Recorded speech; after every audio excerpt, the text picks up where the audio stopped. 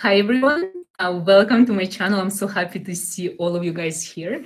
So today, probably as you noticed, I'm doing an interview. I'm interviewing Alchemist. Hi everyone. Hello, hello. It's an honor, honor to be interviewed Honor by. to have you here in interview. Thank you so much. Thank You you. already have a lot of questions. I'm going to torture you here. So guys, Thank you. Appreciate it. You're welcome. Thank you Thanks. for letting me do this. Thank you. Thanks for this opportunity. I appreciate it. Thank you so much. Yeah. You're welcome. So guys, if you have any questions for Self, write them down because I'm going to be the moderator of the chat. So I'm going to be choosing the questions that we're going to be asking. If you don't have any questions, I have my own questions prepared. And also, Seth ordered a witch mystery box, which I have on my website in my boutique section. Mm-hmm. And I brought the box here. So he's also going to be opening the witch mystery box. He doesn't know what's inside because this is the box that I pack for every person who orders it. So it's like for every person, it's a different thing. So he doesn't know. I'm thrilled. I'm thrilled. I can't wait. Yeah, the moment I saw that on your website, and I was really excited because it's customized and it's. I'm looking forward to see what's in there. There's a thrill. There's an excitement with not knowing what's there. And you're such a talented witch oracle, and I trust what you say, and I can't wait to see what's inside. So I'm excited. I'm very excited. Yeah. So hi everyone. I see more of you coming. So let's start. Oh, so the box is here. It's actually heavy. So this is the box. That looks beautiful. Thank you. That looks amazing. Wow. So this is like massive and it's heavy too. Yeah, I'm actually so happy I didn't have to send it. Yeah. Okay, wow. Oh, it has this beautiful material. It's almost like flocking. It's like velvety. It's like velvet. This is so cool. So cool. Yeah. So do I open it or? Yeah. All right. Sure. Do you give me permission to open it? Yes. All right. Let's. And as we go along, I'm going to ask you questions. So guys, let me know if you have any questions for him. And thank you so much. Like I see you guys. Oh, there's so much love in the comments. Thank you, guys. Thank you so much. Thank you for joining, everyone. Okay, let's see what's there. Oh, it looks amazing. Just the way it is. I love the box. Yeah, you actually can keep it and use it for something. That's amazing. This is so cool. All right, so. Okay, that's there. All right, let's see. Oh, okay. Nice. All right. Okay. These are just dry roses for nice smell, and also you can burn them. Oh, they smell so good. Yeah, they're actually so good. Yeah, because I know you do a lot of rituals. So. Yeah, these would be perfect for rituals. I love them. Thank you. Oh, this is cool.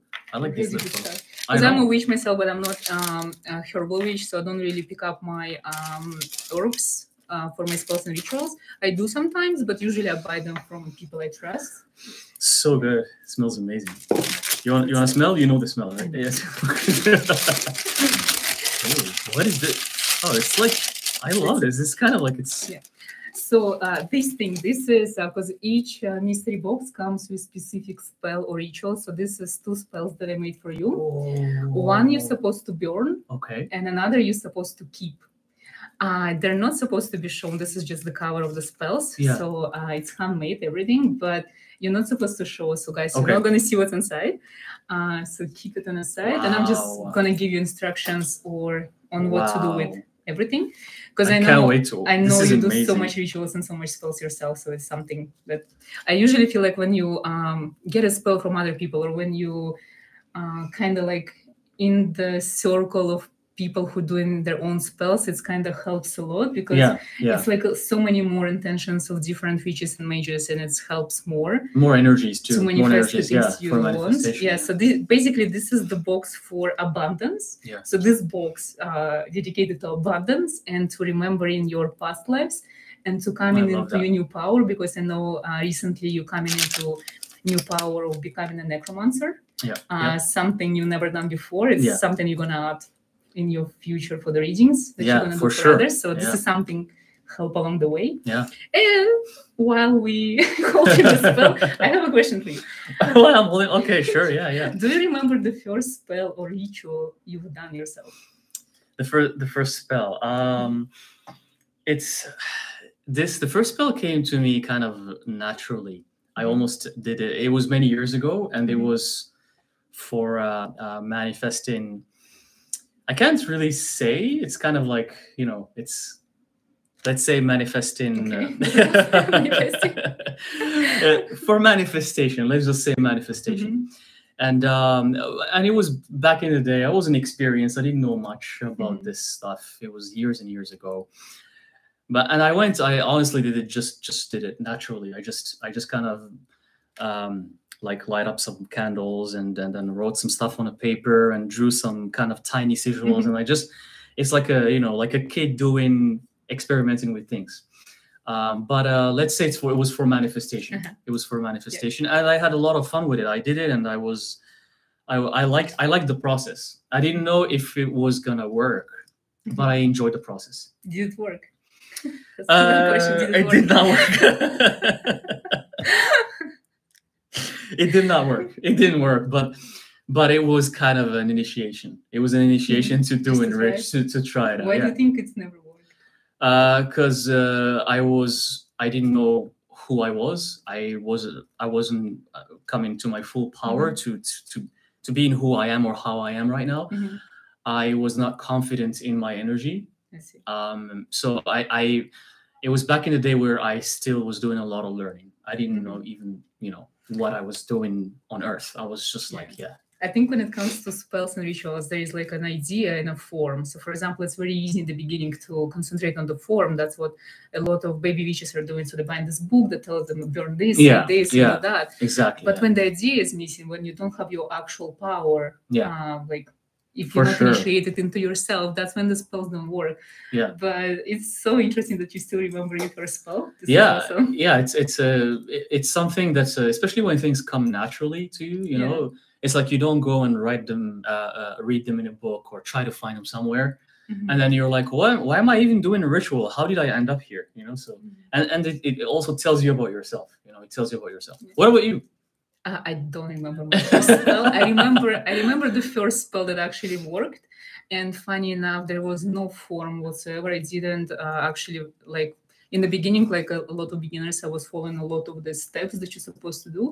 And that was the spell that came from my heart, and I did it just outside. I did still burn a lot of things, but I just was more like performing an idea, ritual that came from my heart, and it worked tremendously, and I was so surprised. Then after that, I stopped like following the books and guidance from others, and I just started creating my own spells, and those are the ones who work the most. That worked. Yeah, that's awesome. Yeah. But I don't remember my first one whatsoever. I actually have an amazing question from Lily Sanchez. How did you know it was real and not your imagination when you started experiencing magic? It's for you. Yeah, you've been interviewed, not me. It's my channel. Imagine this is kind of a tricky question, but imagine for a magician, that's in itself. There's a fine line between what's real and what's imaginative. But in society, you're gonna be brainwashed that what's imagination is hoax, doesn't exist. That means what people say, what people see is only the reality. It ends there. So for me, imagination can be my reality. And at the end of the day, that's where the spirit realm exists. It exists in a plane that you might as well call imagination. Exactly. That's exactly. Yeah. So I don't see it as something separate. For me, it's the same thing. I think for me, because in the beginning, it's very hard to actually believe in yourself. It's something that you're doing as actual magic. So I feel when you do something, when you perform or cast a spell or do a ritual, when you do your tarot readings for yourself or others, when actually you know that this is serious, when there's something in you tells you, like, it's like makes you stop for a second and like, it's just like you feel it. It's serious. It's real, even if it's your imagination. that's how you know it's magic. Yeah, yeah. When you get confirmations for signs, if you do a reading for someone, and then sometimes, you know, during the reading, some kind of crazy stuff comes to you, like visions, voices, like sounds. Yeah, you hear things, messages. You feel things, yeah. And sometimes you think this is imagination. So when you're actually there to say it out, and especially for a person in front of you, and then this person tells you, oh, this is how did this you is know? How did you, yeah. So this yeah. is when you know this yeah, is that's so true. magic. Yeah. Yeah. When you have confirmation from other source. Yeah. Well, like I say this a lot in my videos as well, where I say that the more you embrace who you are and you come to your powers, the more logic doesn't exist. Nothing makes sense. It's almost things don't make sense. Yeah. But that's what magic is. Magic doesn't make sense. There is no sense. Yeah. if we're gonna try to explain it scientifically with science, it's not gonna. It's gonna be hard to explain. You know? Yeah. Yes, I can see. Yeah. Yeah, I see comments that saying like it's very hard to believe in yourself and you don't rely on books. It's in the beginning. The more practice you get, the more easier you believe in yourself. So the more you practice, the more you work on yourself, the more you practice your craft, the more you like honestly just live magic every day. When it becomes part of your life and a routine, this is when you realize this is easy. This is who you are. Oh yeah, for sure. It's for some it's a long journey. It's just. For every person is different, but it's gonna come this moment when you realize that you are the powerful one, that you can do everything yourself. It comes. It's just practice. Don't give up. Yeah, definitely. Yeah. Okay. So we move on with the box. All right. This is I cannot wait to open this. I wish I could show you guys, but sorry. So. Oh, Wendy's here. Hi, Wendy. Hello. She was the one who was asking me for like yesterday. Yeah. Oh my God, it's a lot of stuff. Oh wow. Like where do I start? Okay, start with the one that unpacked. This one. So because this is a manifestation box, this, I believe, the easiest way to manifest things, even if you're not, for example, into your power yet, if you still doubt in yourself, if you want to go somewhere, if you want to get something, use your imagination. Sometimes it's very hard to use your imagination because you don't know what's really you have to imagine. So the easiest way to manifest things is to actually, for example, I know Seth really wants to go to Mount Nemrut because I've been there and he never went. So this is the rock that I stole. I got. You borrowed. You borrowed from the top of Mount Nemrut, and it's such an amazing rock. Like you love it. This is actually like natural structure. It could be a piece. It's so cool.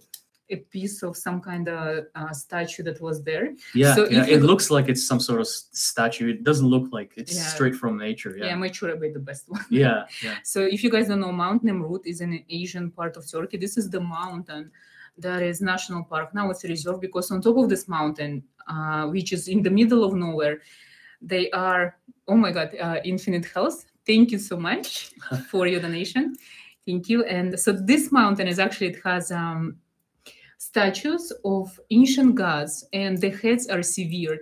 So these gods, they don't know, they say one of the kings built those statues there, so it belongs to different gods and entities. They don't know why the heads are severed, but this is a point of the tourists go to, especially people who are spiritually awakened, for energy and for messages. And this is, you know, it's one of the most underrated places. I went there, the energy there is crazy. So now you have the rock from there. I love that. So it means this rock gonna manifest for you a trip to this top of the mountain. I love it. Thank you. Also, I painted it blue because for me this is the blue, the color of Atlantis, and I know that you are fascinated with Atlantis. Absolutely. And that leads you or me to another question. Yes. Why do you think you're so obsessed with Atlantis? Because Seth even went to Morocco where he thinks this is the land of Atlantis. He made a whole amazing adventure out of it, amazing video on his YouTube channel. And he found the source of Atlantis. He found where it is. Yeah. It's Atlantis it's this thing where you know, you grew up thinking it's a myth, right? It's a mythical land. And for me, throughout my childhood, I've heard of Atlantis, but then about a decade ago, when I was about to have my awakening, and then I almost forgot about it because you know I was engulfed in normal life, and I was just like everyone else, thinking that all these things are myths and legend. But all of a sudden, one day, I remember hearing the word Atlantis. I don't remember where, but the moment I heard it, something in me just clicked. Something was just, I'm like, why did I react like this? What? The Atlantis? Wait, but isn't that a myth? Let me research it. And I started researching it, and I started realizing that Plato, there's no proof that Plato actually claims that it existed or not. So that means that there's a 50% chance that it could have been real. And I'm like, wait a second, for me, 50% chance is enough to work with. And that reaction that I had, that reaction was very powerful, you know? So when you hear something, when you hear it and you're like, you know, you're just like, wait a second. But prior to that, when I wasn't awakened, when I was dormant, I've heard Atlantis a few times, and I never reacted like that. So it was just this one moment in my life where I was triggered, and I don't know. It's a feeling. It's hard to explain. It's a feeling, and But why? Because I know a lot of people, they actually are drawn to Atlantis. I did a lot of readings, and I know some people, they have these Atlantean souls. So my question to you, like to you specifically, why do you think you have this obsession? Why do you think other people obsessed with Atlantis? Because I remember. It's the remembrance. I think everyone has part of their consciousness remembering that part of their reincarnation, and it's that part that remembers that makes you sure. It's like when you remember you've had a reincarnation in ancient Egypt, you know, it's like you know, it's like, I remember I was in Atlantis. How can I prove it? Maybe I can't, but I don't need to prove it. I know it. There's no need for me to prove it to anyone. I know it, and that knowing is very strong, you know, like it makes me certain that's, and the more you dig research and you know, like try to find like where Atlantis sank, and then I went and I visited, and you see the land, and you feel the land, you feel the spirit, and you confirm the feeling, you confirm it even more. I love that. Yeah, I agree. That's also, guys, when you feel about, for example, when you think that you're drawn to specific era or civilization and empire, it's not because it's just something there that fascinates you. It's actually your soul, higher self could have been reincarnated there. That's why you're still drawn to this era or time frame in this lifetime as well. So I just want to make sure we're on the same page. No, and you know, it's kind of, sometimes you go crazy thinking, why am I obsessed with this myth? Because it's just a myth, and you know, like there's no proof per se about that it existed yet, even though by societies and world standards, you know it's a myth, but deep inside you know it's true. So when you have that feeling, and then you yourself believe and know, when you just know, then you know, for you it's reality. It becomes your reality, you know. Yeah, it's true. I love that. But I love this. This is so cool. Like I love the energy that it holds, and it's gonna be such a cool piece of altar. You know, just to use it in the altar, and it's really cool. Just you can feel the history. You know, you can feel it through the energy of the rock. I love places with this like high magic power and energy when you just can get stuff for your altar. Yeah, it's like the best. It's so cool. I love it. Thank you. Okay. Pick another item. And I have a question for you. There's a lot of questions. Yeah, I'm prepared. I have questions here. Okay. What's your favorite jewelry piece at the moment? Like, the one that you wear? I think the one I'm drawn to nowadays, I kind of switch around, but it's actually this one here. This one. Where is it from? It's actually from, it's actually Atlantis. It's from the desert tribes of the Atlas, the desert tribes of Morocco. So the women in the desert tribes make this, and they use it as like they use it as a GPS. It's like a guiding mechanism to browse the desert. So believe it or not, you might see this and you think, oh, it's just a form, but the tribe that made this, and they're women. It's women who make these. So these women who make this, they can use these in the desert to locate themselves, the nomads. when they go in the desert, they can locate themselves using this, which is fascinating. And they say that each line here, each line and each circle, and there's even triangles. You see sacred geometry in there. There's sacred geometry. And you love sacred geometry. Yeah. And there's like, it's like sigils too. Each of that line has a meaning for the tribe. When I bought it, I don't know what the meaning is, because they had, for each tribe, they have their own. But it's so intricate, and it has beautiful geometry. And you're like, how come nomads from the desert can make geometry, right? Because these nomads don't go to school. They just live in the desert. So how can they make beautiful geometry like this? And then you start, when you connect the dots, you know, it's passed down from ancient civilizations and Atlantis. Yeah, that's fascinating. You know, so everything starts connecting the dots. And when something about it screams like Atlantis. For me, I love this. Yeah, I love this picture. Yeah, it screams Atlantis. And one cool thing about this necklace, and I've been having it for years. Every time something bad happens or is about to happen, not when something bad happens, when something is about to happen, it falls. Yeah, and the lock is pretty sturdy. But for some reason, every time it's like a warning. When something bad is about to happen, this thing just gets you know, so it opens. It's like a protective amulet. Yeah, that you're subconsciously chose. Exactly. Yeah. It just opens, and then yeah, it kind of like, and when I see it open, I usually catch it. So far, I never lost it. I wish I hope I'm not gonna lose it, but every time I catch it, and I'm like, I have to watch out. Something is about to happen. And then the second one is my other amulet that I ordered from you as well. Well, actually, this I've been wearing since I received it. Every single day I wear it, and I love it. It's like I can't go out without wearing this every single day. I wear it every day. Yeah, it's an Enchanted Talisman that I made for him. It's actually very interesting. It has like the third eye, very specific sign, and no one knows who made it, but they know it's like a representation of a third eye. And then I think the moment you received it, the next day your Atlantis video came out, and you used the same sign as a number. I think in your video, and I was like, wow. Yeah, it was when the numbers, this little animation I did in the video, and the numbers kind of connect together, and that same format is what's on the amulet, which is so weird. Like, and the moment I saw it on the screen and then on the amulet at the same time, and you're like, what? Like, how is that possible? You know? So it's really cool. Yeah. When you choose your jewelry, do you choose it by energy, by looks?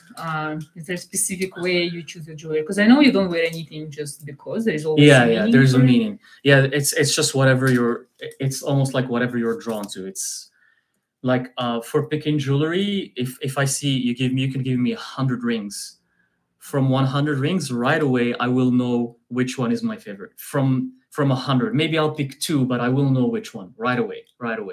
It's just it's energy. Like, I'm not gonna spend 1 hour trying to see which one is better, You know, like when I saw this ring, I just picked it right away. When I saw this ring, I picked it right. Like, it's the same story for all of these rings, you know. So it's more like energy, whatever is. And I don't care if it's trend or if people think it's cool or not, or if it's part of what's trendy or fashionable. I don't care. I just pick what resonates with me. I don't care about fashion. I like that. I don't care. Okay, these 3 are kind of there's like 3 in there, and I like the little pouches. Yeah, so they're kind of like similar. They're from the same group. And while you open them, I'm going to read some more comments. Yes, for sure. Let me see what's there. Guys, thank you so much for your comments. Infinite Health, thank you so much. I'm glad you liked the book. And it helped because I wrote my first book, The Infernal Book of Demons. Awesome book. It's amazing. You should check it out. It's an amazing book. Thank you so much.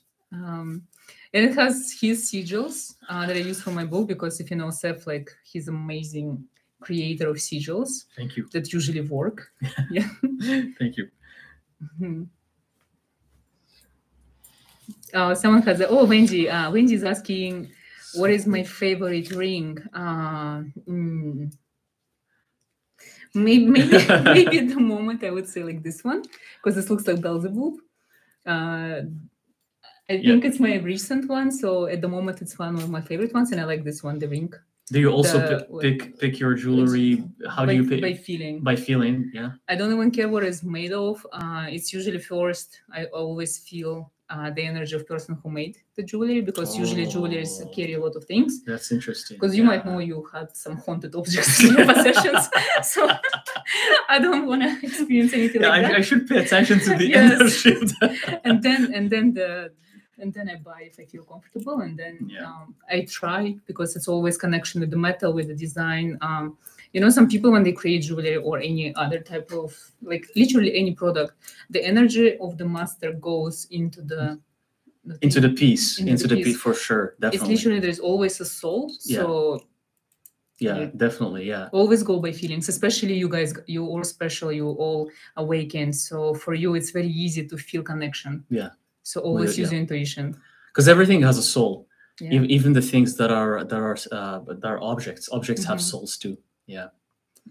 So this is so. Can you explain to me what is going on? It's so cool. Wow. So literally all of these 3 packages, those are the, how do we call them, secret in spiritual community, it's called sacred smokes. Okay. So this is something that you use when you perform magic or rituals or spells. And I know you do a lot of spells. Yep. So those are all hand-picked in villages all around my traveling and journey. So these guys, I don't know how they called in English. So those are the desert needles. So those are the flowers that when they're alive, they have needles and they can pierce through skin. So literally when you do rituals, sometimes when you do protection rituals, so having this piece in a ritual, it literally represents you being protected from the things that can pierce you and shed your blood. So from anything dangerous in the world of humans. Like sharp objects or something like that, knives. Negative intentions, even like accidents, getting hit by a car, for example. Like negative energies. Negative situations that you can avoid as being a master or mage. So that's this is so the one. Cool. Wow, that's actually so This cool. is dry roses from a mountain roses. So these are just literally like tiny roses. So these are for beauty in the world and miracles. So they represent miracles that can happen to you every day. Yeah. Because I know sometimes you use your logical side a lot and you don't expect miracles. Yes. So this is for miracles. This is an amethyst that I can pick myself, and it's so cool. It has gold strikes in it.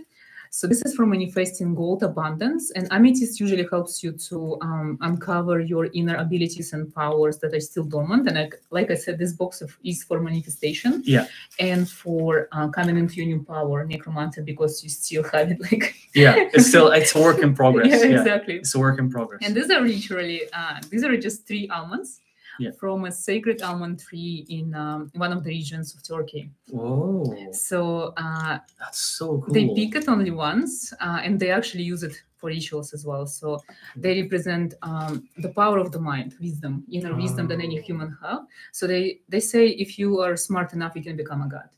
So just 1 per ritual, and they say 3 is enough to become smart and wise as a god. I love that. I want to be, I want to be smart as a god. Who doesn't? This is amazing, and it's cool because they're like seeds at the end of the day. It's like the core, So it's from a tree, from a tree, Yeah. Cool. Another question I have when we talk about jewelry, do you think it is important to look the part? Like you're a mage, you're an alchemist. Do you think it's important for you to look this? Because Steph looks like this every day. So even if he's out in a coffee shop or walking on the street to do his groceries, he's like this. Yeah, it comes with embracing this comes with time, to be honest.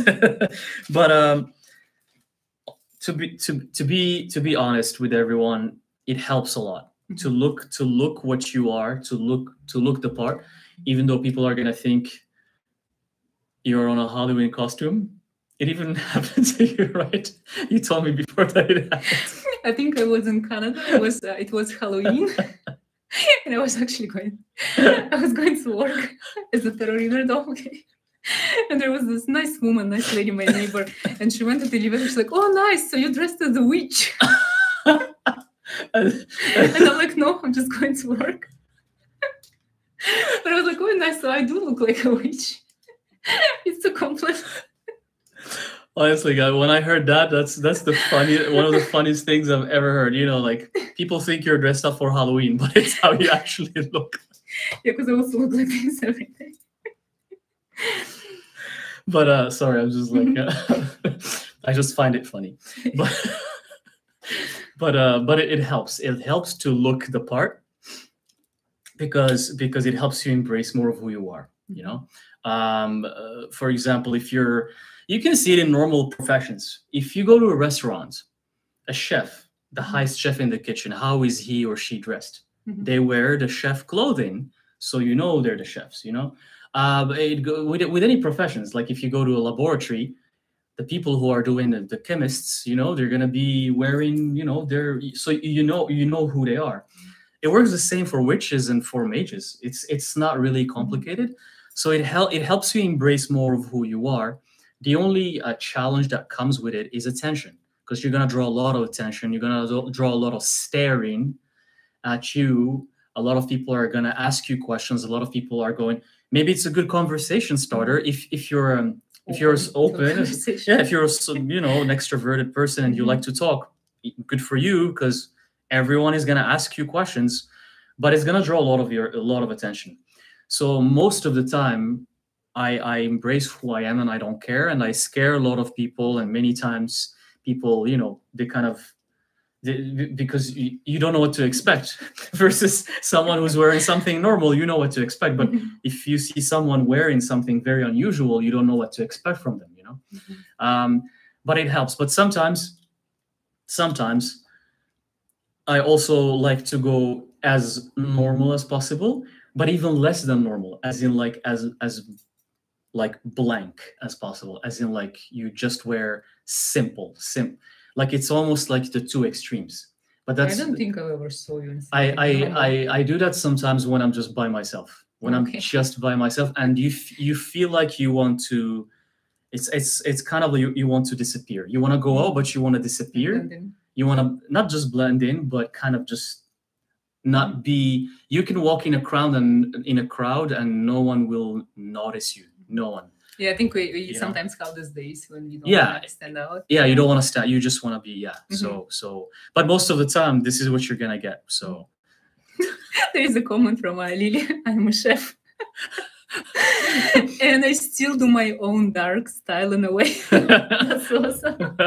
That's great. That's cool. There are chefs here. Yeah, this is very awesome. That's awesome. Guys, thank you so much for all the love and your beautiful words. Thank you, guys. Yeah, this is amazing.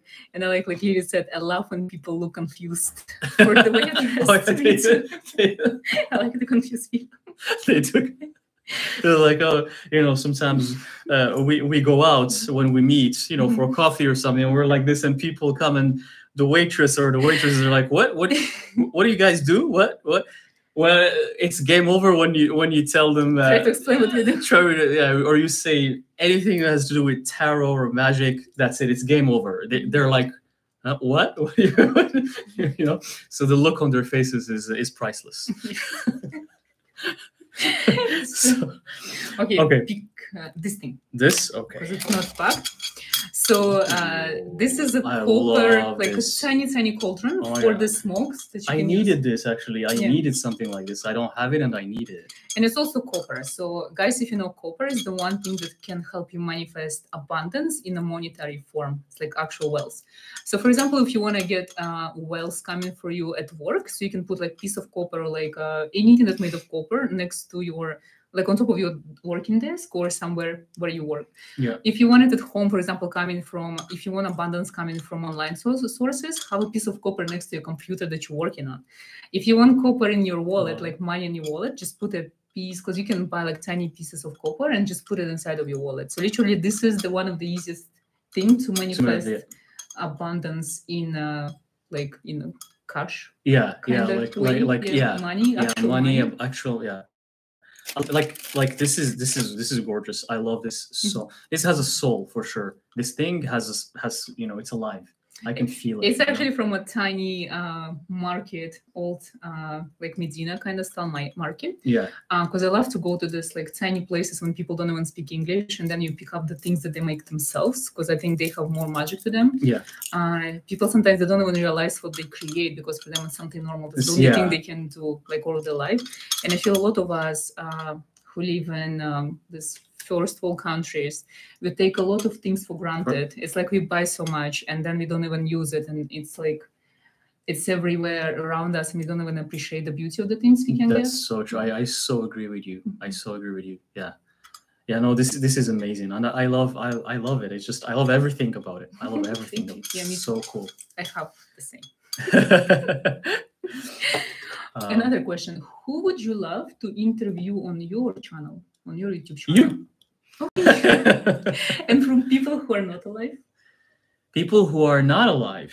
Mm-hmm. Ooh. Who would you invite from the other dimensions? From the other dimensions. Mm-hmm. By the way, guys, who would you want to speak from someone who already passed away? From someone you don't know, not your family member? Is there anyone you would love to talk to? Thoth, the god of wisdom. Of course. The god of wisdom, either Thoth, the god of wisdom, or Enlil. Enlil is one of the Anunnaki gods, and he was apparently responsible for creating human beings as they are, the master the geneticist that does the genetics. And the third one would be actually Solomon, King Solomon. Ooh. King Solomon would be a very fun one to interview. Okay, good luck. Being a necromancer, you can bring to life all the people who died. So this is for you to have an idea who you should talk to. Well, I'm curious. What about you? What about from the other?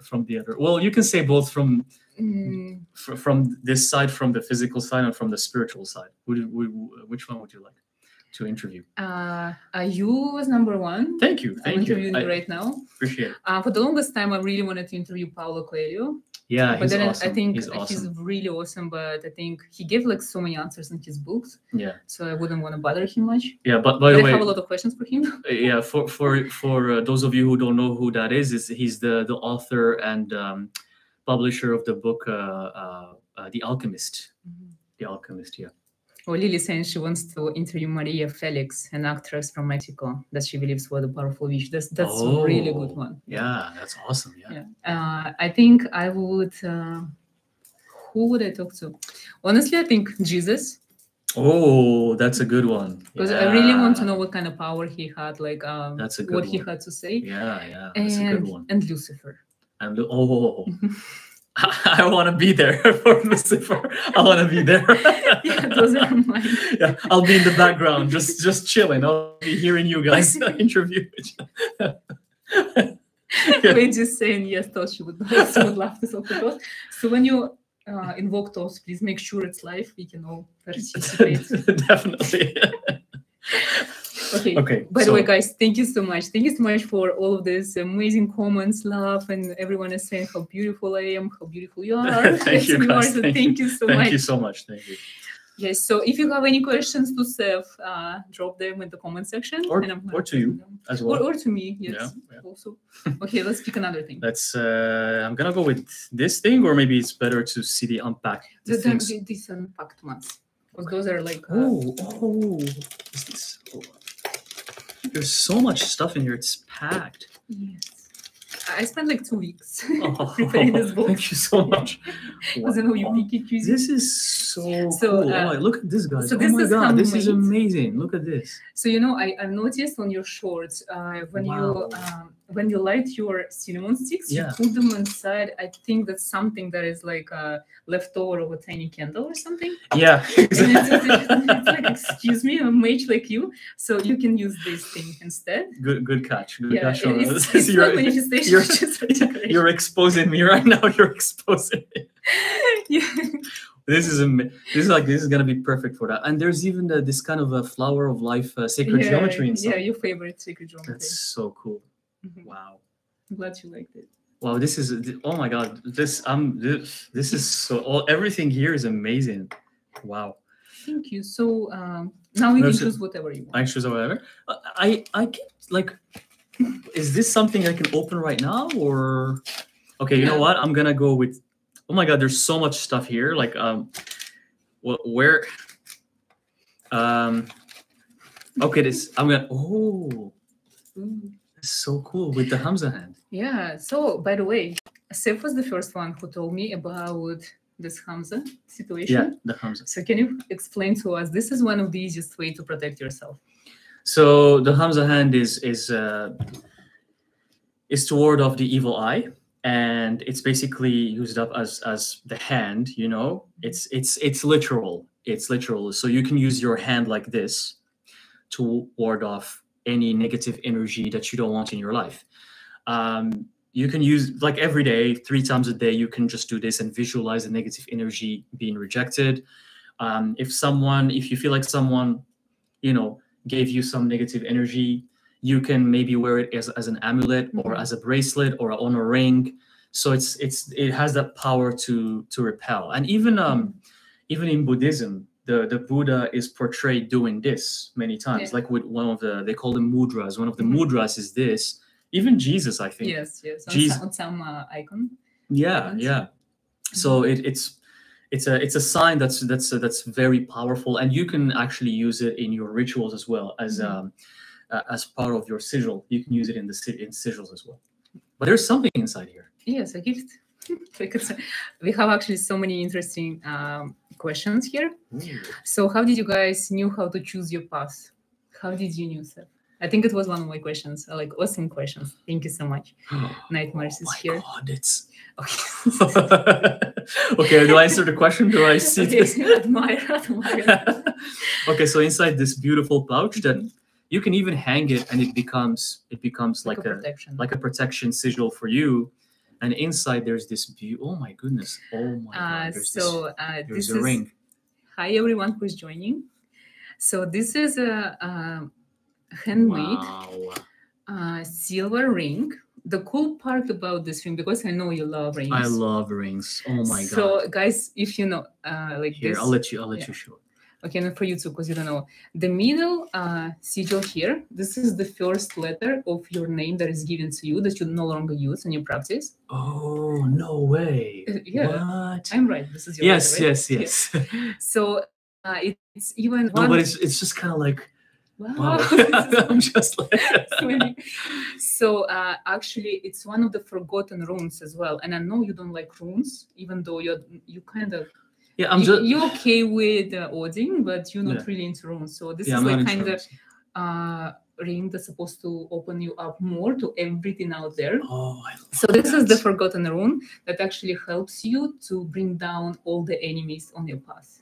Wow, because you are the warrior and you always doing like dark magic and rituals. So like for anyone who is trying to jinx you or give you an eye, so this is it.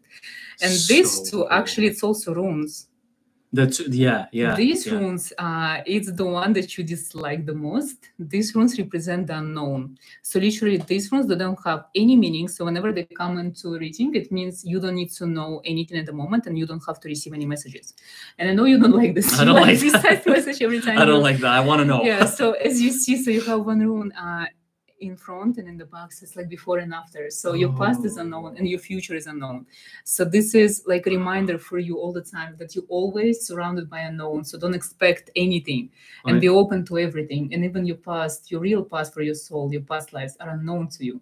That's true. So this is the reminder. Sometimes being surrounded by mysteries and unknown, it's the most magical experience ever. Because the moment you know, it's done. Yeah, it's mystery. Wow. Yeah, so I don't know if it's your it also has like chains around, so this is chained. So I know there's a nice chain. Oh my God, that's so the detail in there. So no one can chain you, and it looks like a dragon skin because you love dragons. Yeah, so if it's not your size, because it's silver, you can redo the size. Oh, definitely. Yeah, wow. I'm just this guys, this is mind blowing. Oh my God. And try. Yeah. The box too. The box is amazing. I mean, yeah, I even chose it. The details. I didn't like the attention to yeah, details. And also, it's silver is one of the best metals for protection, especially for witches and magic. It's actually my size. Nice, awesome. It's perfect. So now, so cool. Yeah, the question. I love it. Let me go back to the question. Where was the question? Sorry, I'm just like I was so out by the ring, and it's so unique. It's like it's just I love it, and I love the whole philosophy and the story of the unknown with the runes. You know, even though you don't like the unknown. No, but I agree with you in every point. I agree with what you said, and I think I need to embrace that more. You know. So the question from Nightmare is here. How did you guys knew how to choose your path? So how did you know that this is your path? Oh, how did I know it's my path? Because nothing else was giving me fulfillment. Because before this path, I tried other paths. I tried being a normal person. I tried being a normal human being. I tried to have a career in a day job, in a 9 to 5. I tried everything. I've roamed around the world. I lived in different countries. I speak many languages. How many? 5. I speak 5 languages. And then regardless of all of this, regardless of you think you got it, and everything on paper is gonna look amazing. You know, you got everything that. I even know you had an amazing job. Yeah. Career ahead of you. Yeah, everything on paper looks amazing, and then you're like, no, this doesn't give me fulfillment. This is not it. And then every day you go back home at night, there's a big hole in your chest. There's a hole, and nothing can fill it. You know, and once you start embracing this side, and then you don't even struggle to sleep anymore. You don't struggle. You can sleep easily. You're content every day with what you're doing. You might be the weirdest person in your environment, but you feel good. You feel good about it. You know. It doesn't feel like work. It doesn't feel like work. Yeah.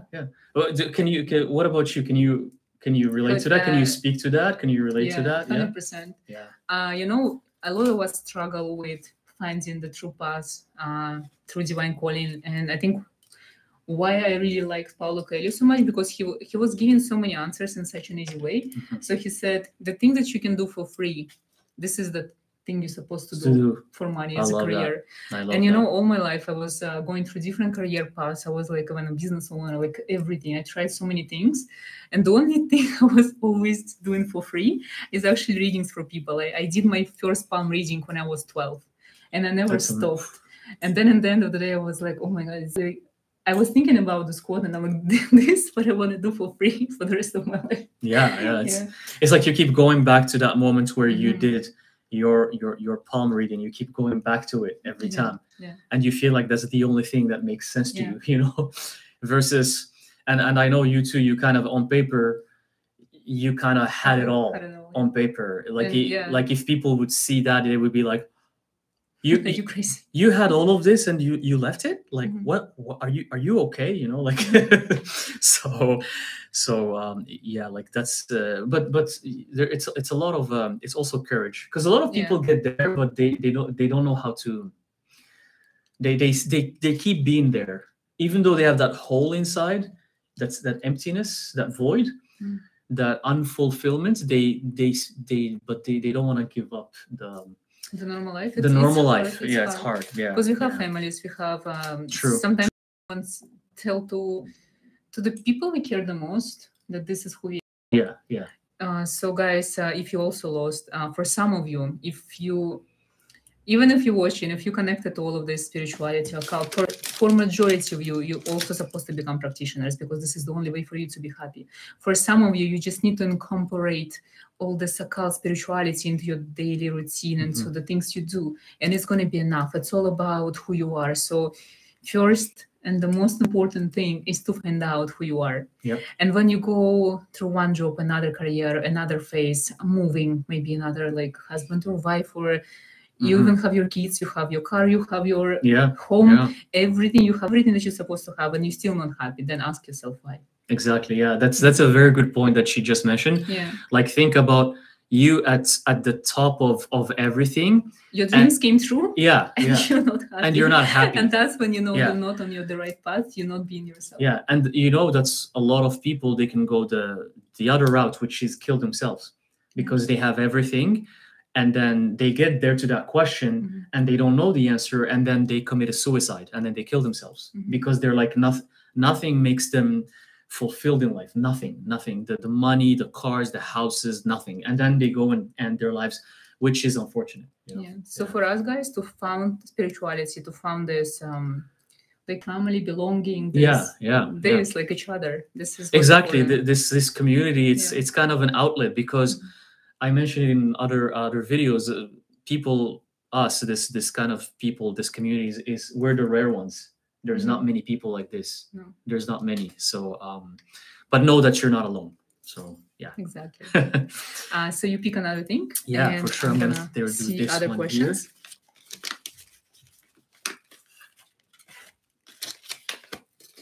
Here. STMAC Crusaders 53. Do your tattoos have any specific meaning, or are they part of your practice? So I know Seth's, he has a real tattoo. Yeah. Can you show us? Oh yeah, like this is a sacred geometry, his own creation. Okay, so it's there. It's he has a tattoo. It doesn't go up. His other videos and check it out. So it's actually meaning it has sacred geometry and his own interpretation of it. Mines are not tattoos. This is something I draw myself before I do my practice. It's something amazing. I channel from. It depends of who I need to connect to in the moment, especially if I do the readings or prior the readings. This is something that helps me to come into my power. I love them. I love them so much. I love them. I don't have any tattoos on me or any like holes like for piercing or anything like that, because I know you have a lot of piercings. Yeah. My body is like nothing. Somehow I don't feel right about this. Yeah. So it's there is a lot of meanings in the things I draw myself. It's just sometimes I don't know the meaning myself because I channel it for different tribes or entities or demons, and sometimes I can explain, but I find information on the sigils I draw later. Like I send him photos, he explains to me what did I draw myself. Yeah, because it's like these sigils are always they're changing. Yeah, they're it's like the one I have here. It's kind of this huge flower of life back. The meaning of sacred geometry in those times, and then this is itself is it's a sigil. You know, it's a sigil that you. Be careful what you put on your body, by the way. Don't go put in a sigil which you don't understand. For Wendy is asking, how did we meet? Funny enough, he used to be my client. Yeah, that's how we met. Okay, this is an interesting piece. Whoa! Oh my God, this is. Hold on, this is amazing. Yeah, I think I know what this is, but it's so. Wow.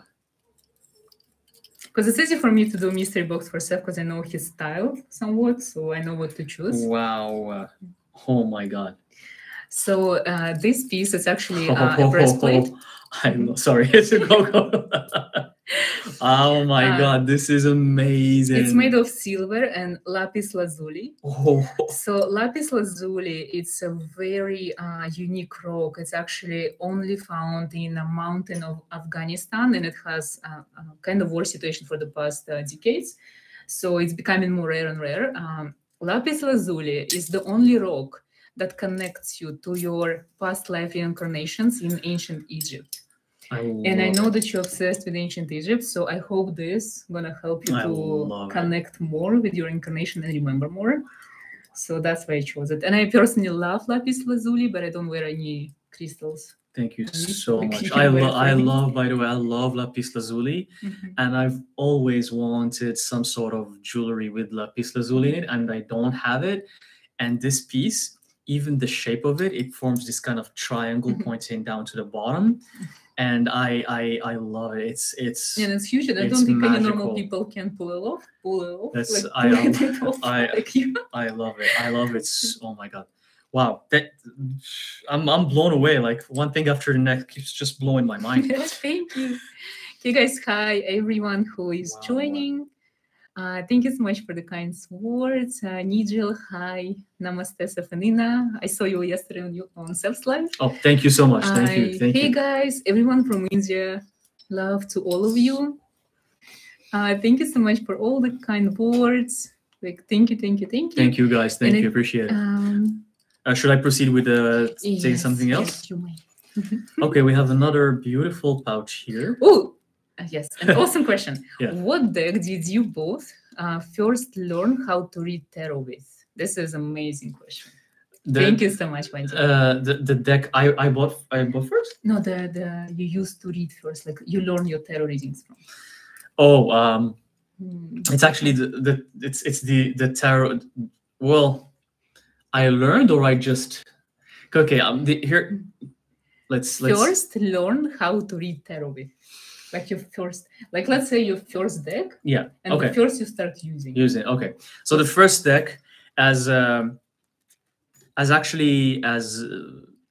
mysterious as it sounds, it is said for people who are supposed to be tarot readers, and tarot readers know this, and some people don't believe in this. It is said that you're supposed to be given your first tarot deck. You're supposed to be given, not bought. So not true. That's not true? No. So it's a very wide misconception. I don't know where it came from. So let's consider. But for you, it happened. For me, it happened. I knew that.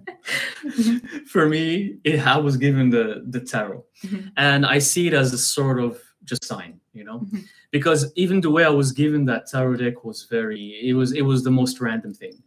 Back then you weren't doing any tarot. I was not doing tarot. It's just someone that I don't even know very well. Just was like, oh, here's this tarot. Here's this. What it was? The question. It was the Egyptian. The Egyptian. The one that you used in recent shorts. Yeah. It's one of the it's such a magical deck because the illustrations, and it has a lot of geometry, and the theme is Egypt. It's also themed as ancient Egypt. So everything just connected. Ancient Egypt, the tarot, it was given to me. So that's the first tarot that I used to just pull cards, But learning tarot, everyday tarot, is the Hermetic Tarot deck. Hermetic Tarot? Yeah, which I bought. So for me, it's interesting because when I decided to learn tarot, so I got also two decks. One was just normal Rider White, the most common deck out there, and it was Golden Edition. And at the same time, I bought another, the Hermetic Tarot as well. But for me, Hermetic Tarot it's very difficult. It's black and white. There's so much sigilless information. So I tried it and I put it aside and I concentrated on the Rider White, and I spent 3 months literally learn card by card, journaling every card. And I was given a free reading for a person I didn't really know. It's just like I was asking people, like, send me people my way to test my tarot deck. And I remember I did such a good job, like a beautiful journal with all the meanings. And I pull first card and my head is blank and I'm like, I don't know what's going on. And then I understood, and it's actually the messages start coming up. Yeah. And I feel that's how I understood that the easiest way to learn tarot is by intuition. It's like intuitively, intuition. Yeah. And then it was a deck that I used for a few years, even when I became professional tarot reader and started charging people for my readings. And I think it took me a few years before I actually got back to my Hermetic Tarot. I think you made me do it because you were asking me to give you some kind of practice and tips, and you were using your deck so much, and I started using it with you. Yeah. Especially when we were learning, you were learning, I was helping you. Yeah. And I think this became one of my favorite decks. I think, now I use, I'm actually obsessed with tarot, so any deck I see that I actually like, I buy and I use intuitively. I just don't really like oracles because they kind of, because they have meaning of the cards on them, it's kind of distract me from the message that's coming. Yeah. But for example, the occult tarot, even though it's an oracle, I still like it. Yeah. The one with the demons of Lesser Key of Solomon. Yeah. All right. Continue. Thank you so much, guys, for all your questions. Oh, for Lily, it's also mine was given. It was Rider. Yeah. Gold and silver are best protection from an evil, from PR. Yes, it's true. Gold and silver. For every person is different. So this is the next. You want to answer more questions, or should we proceed? Okay, so this is it's handmade as well. It's a bracelet. I love it. Made from a rock in Cappadocia. Because I really want you to go. And then there is one artist in a cave who has this interesting technique. So he has this water, and then he puts some kind of color, like watercolor. It's like dye. It's like a dye. Like I don't even know what. Yeah. And it becomes like it's float on surface, and then he takes this rock and he put it inside, and the color stays on the rock. And then he finishes it off, like wraps it up and do all of the things, and it becomes a jewelry piece. So it's also for you to go to Cappadocia because it's amazing. I love it. It's such an. It's actually so unique. I've never seen. I think it's this kind of. Too, like, yeah. It's so unique. Yeah. It's so cool. And he came in this like nice pouch as well. So cool. I love it. Nightmare is here saying, my first tarot deck was the Dark Grimoire. I was 13, long time ago, and I still use them. I think it's awesome. I still have my first tarot deck with me all the time, when I don't use it much. But I think the first tarot is something so magical. It's the one that either makes you a reader or just makes you to forget all of this. It's the first deck is always it's special. It's very special. It's a special it holds a special place in the heart. Yeah, Wendy's saying she's agreeing with me. I purchased my first tarot deck intuitively myself. Good job. Which was the Egyptian tarot deck. Oh, good job. Yeah, because I think Wendy, you do have connection with ancient Egypt for sure, 100%. Infinite Health, what would you say be the first step to start embracing and accepting your darkness?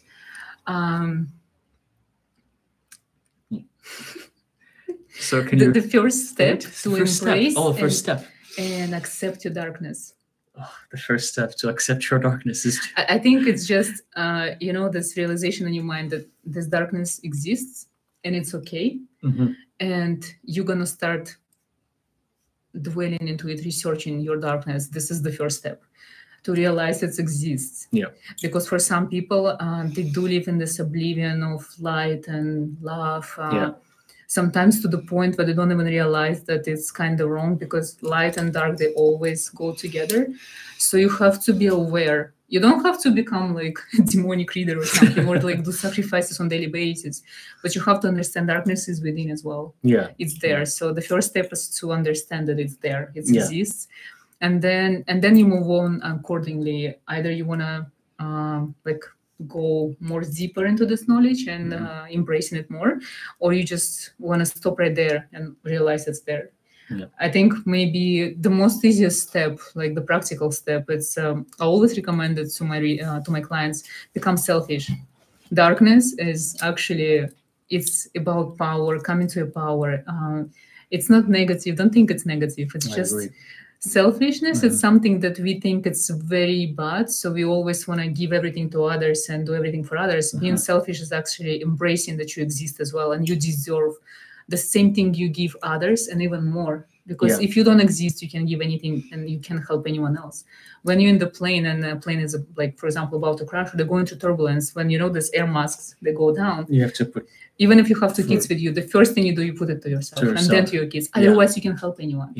It's the same with darkness. It's the same with selfishness. It's like if you care about yourself, if you're happy, and then you can spread all of this happiness and help others.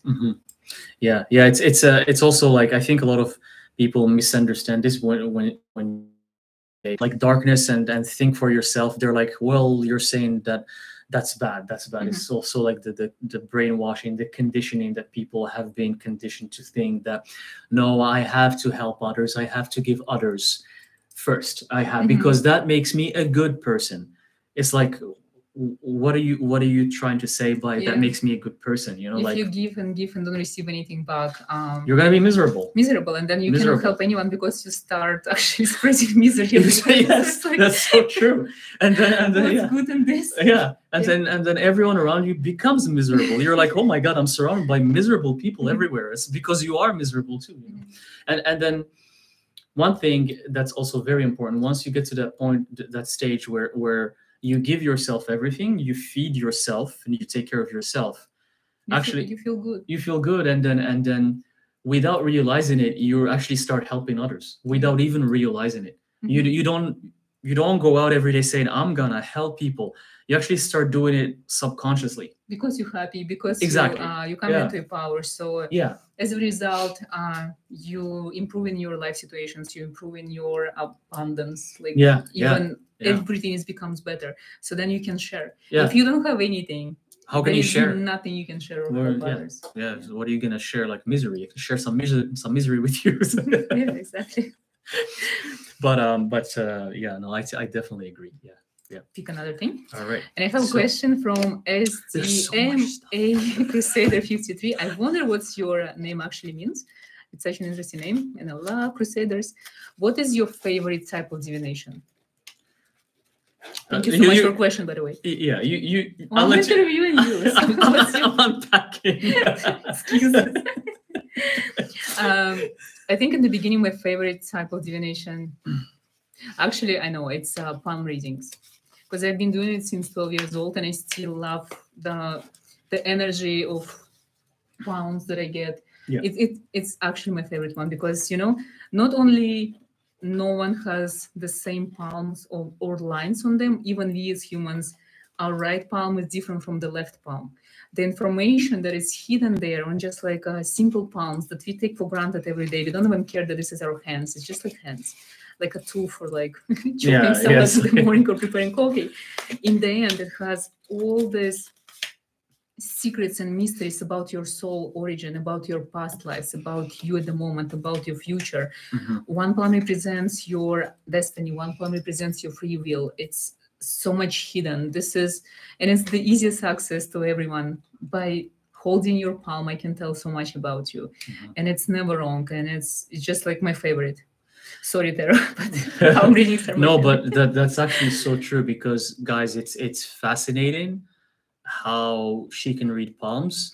It's mind-blowing. I've never seen anyone else with that kind of gift. Because I love it so much, I think. Honestly, she can read you like a book. She can tell you everything about your life from reading your palm, and it's just, again, that's what real magic is, because it's not gonna make sense. You're gonna say just like lines, like it's lines. And how is she able to say so much details just from seeing the palms? Because it's magic, I think. It's unbelievable. Like honestly, her palm reading thing is real magic.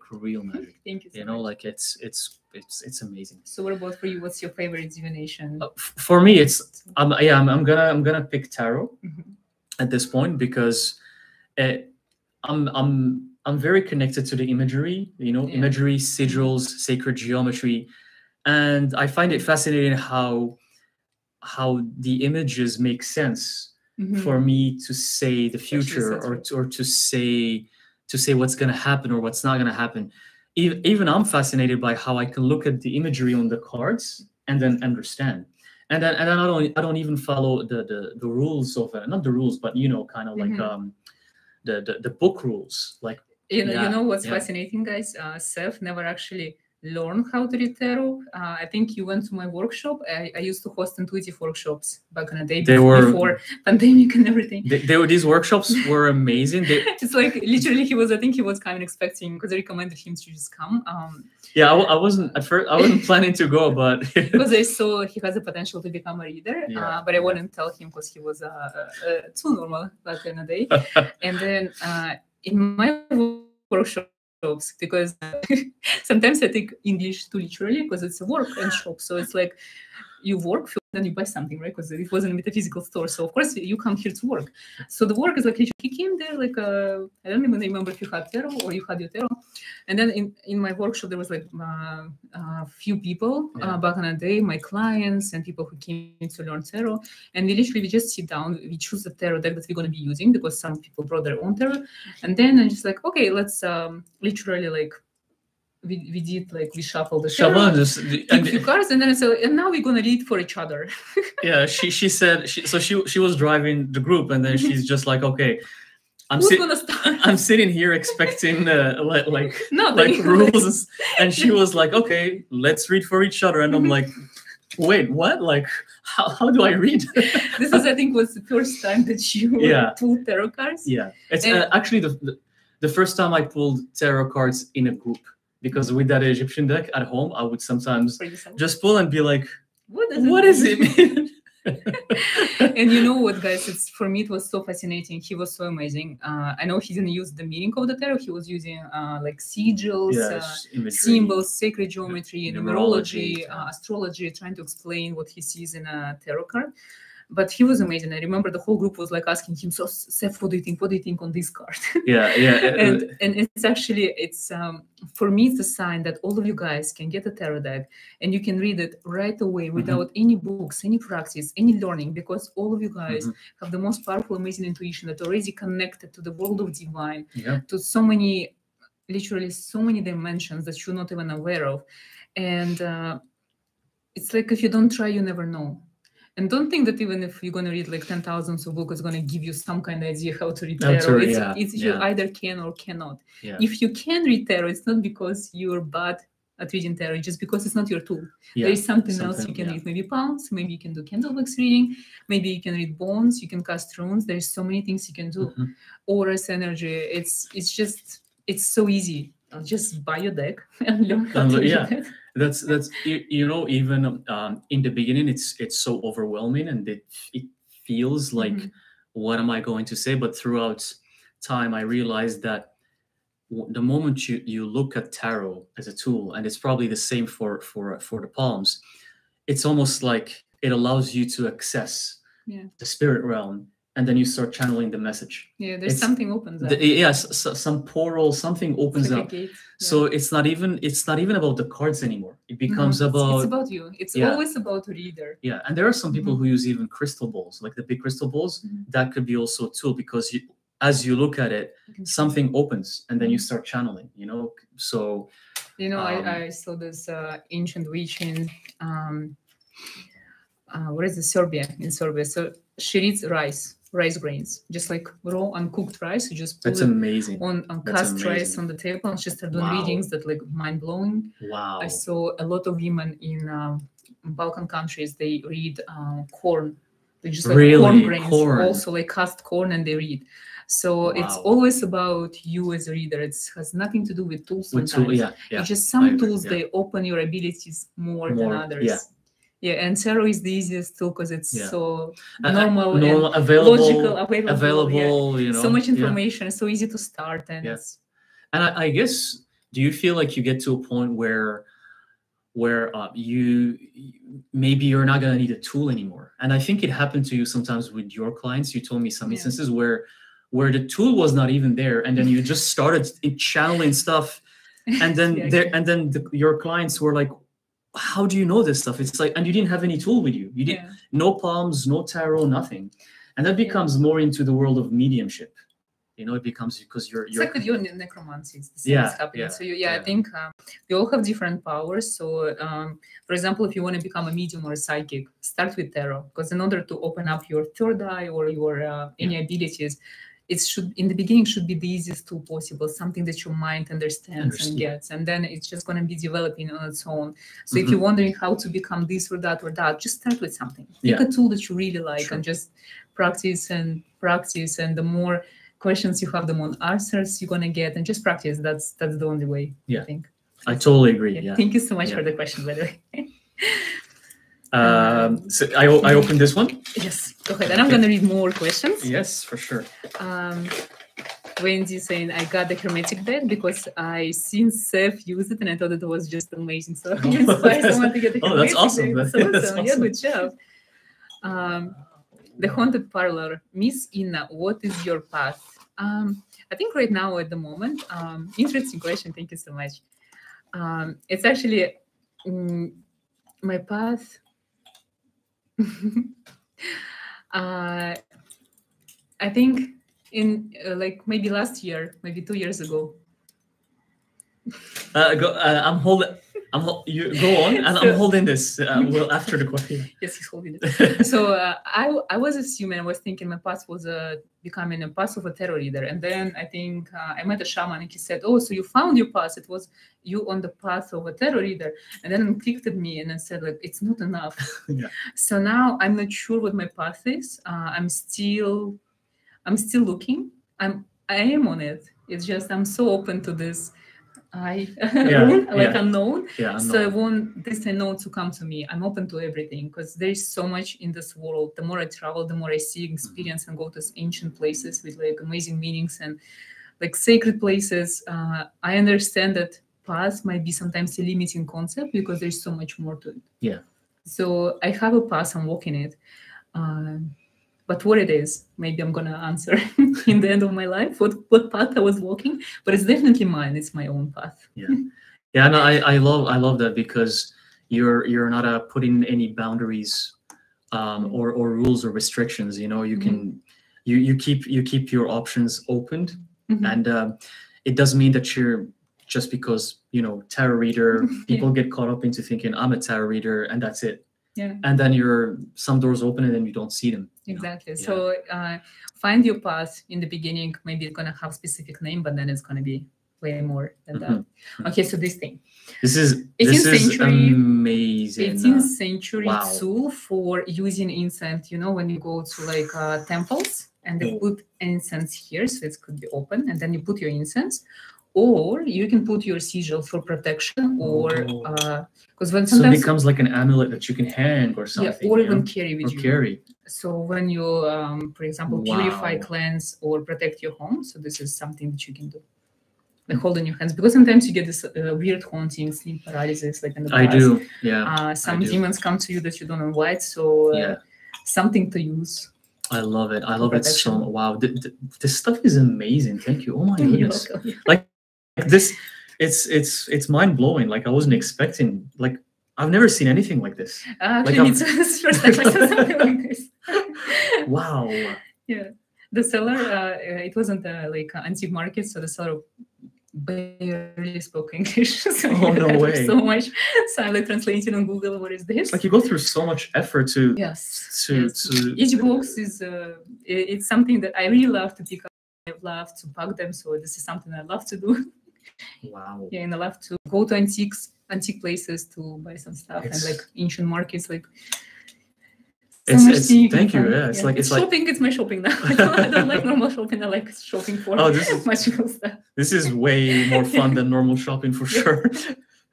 I love it. I'm gonna see other questions. So cool. MC asking, is it normal to close your eyes and see a demon from the Goetia? It frightened me, but it wasn't there to harm me. So maybe you see something that, like maybe this demon came to work with you. Because ability to see demons, it's very rare. It's a very rare gift, so embrace it. Don't be scared. Usually demons don't come to harm anyone, just like out of nowhere. You have to do something specific in order to get harmed by demons. So embrace it's probably your guardian demon. Keep working. Okay. I want to kind of, just pace it. So, okay, I'm gonna go. There's so much stuff. Okay. Let's go with this. You're very welcome. Everyone who's saying thank you, very welcome.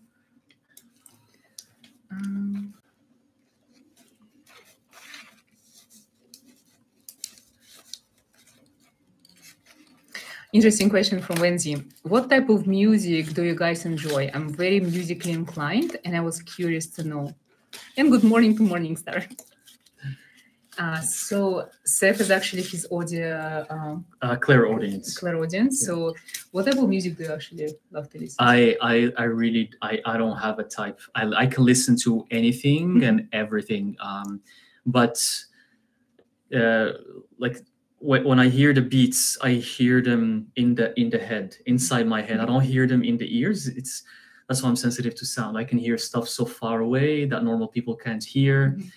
Noises bother me a lot, and I can literally hear a music from from Madagascar, and I would love it because from other dimensions. From another dimension. Sometimes he sees somewhere, like especially when we travel to this demonic places for rituals and stuff. He's like, oh my God, this music bothers me so much. I'm like, what music? Or like these people talking, like who is talking? Because I can just like maybe in the desert. Because when we sit, I can hear people from 2 tables away. I can hear what they're saying, and it's just. Yes. So watching movie with him it's impossible because there's no like no volume because he hears. I can hear at a very low volume, and it's like I'm very sensitive to. But when it comes to music, it's more like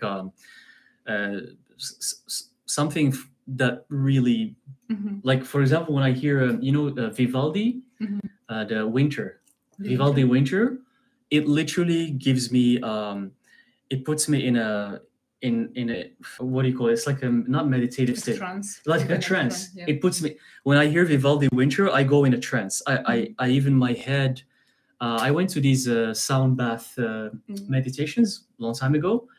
When I hear the when they hit the ball and they keep doing it, my head starts shaking.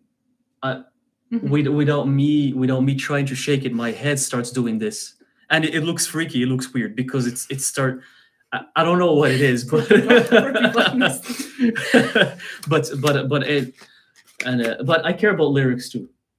I care when I can hear lyrics that are because I hear everything. So if the lyrics are, I can enjoy the music, and the moment I start hearing the lyrics, and if the lyrics are really like. They're not good, then I just What about yourself? Classical music for sure. It's one of my favorites since childhood, I think. And then actually it's all about the sound. How do I feel the sound? Voices, like I really love hearing human voice.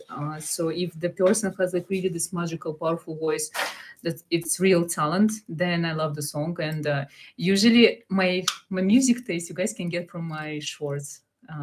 The music I pick is something that I love personally. And hello, this is a mummy from Egypt. Wow, this guys is for beautiful. This is for you to finally go to Egypt and see the pyramids of Giza, because this is your dream, and this is also one of the things that's supposed to manifest, because this is from Egypt. Yes, so this is your pharaoh, Tutankhamun. Yes. And you know what's amazing, guys? It opens and there's the mummy inside. And you can take out the mummy, and it's the real thing because it's heavy. Okay, take it. Yeah, it's actually heavy. It has such heftiness to it. Is it a stone? It's like stone, or it's a bone actually. It's bone. Yeah. Wow. So this box is actually for spells, because in ancient Egypt they had a book of spells. So when you do a spell that it's very hard and never come true, you're supposed to write it and you put it under the mummy in the box. And usually what they practice there, they bury it in the ground next to the place you live for 30 days.